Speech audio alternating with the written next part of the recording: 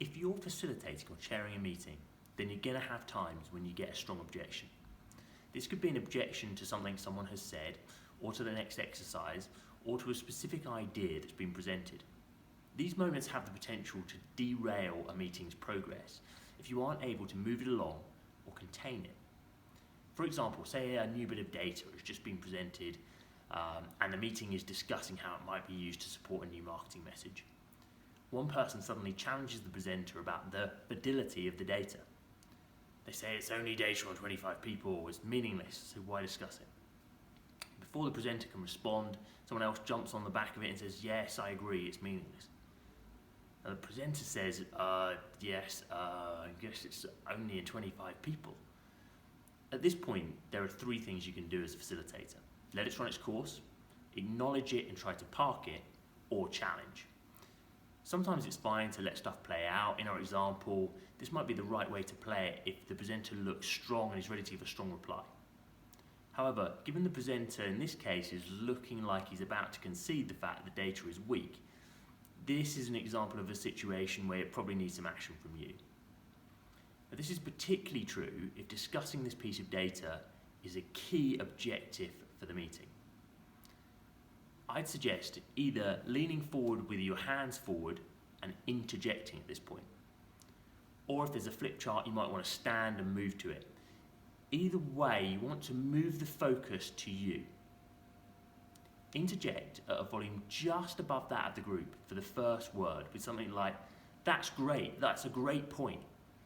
And it's important that we capture it.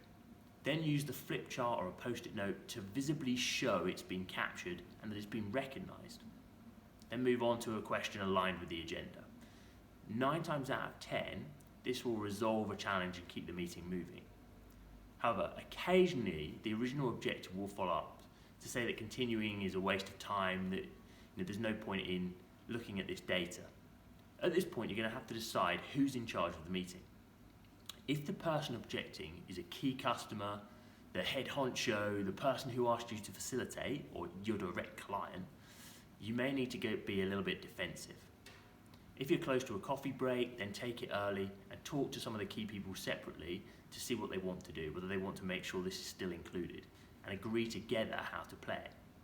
If you can, move to a different part of the agenda and come back to this question later, then perhaps do that.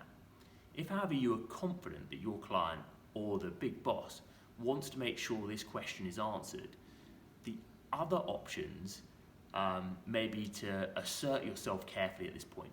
Make sure you're standing, walk slowly towards the objector. However, don't get more than about halfway towards them. As you walk, say you recognise their point and have captured it. But a key objective for the meeting is to discuss how this data can be used. So you'd appreciate it if everyone can put the strength of data to one side for the next 30 minutes or so. Now it's important that you stay very calm, you don't raise your voice. It's vital that you don't show any annoyance here.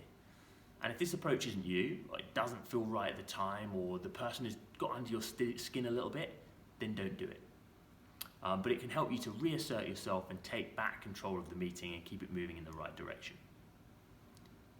For more on the specific skills that will help you perform better in meetings, check out the rest of the videos in this section and subscribe to ensure you get the latest content.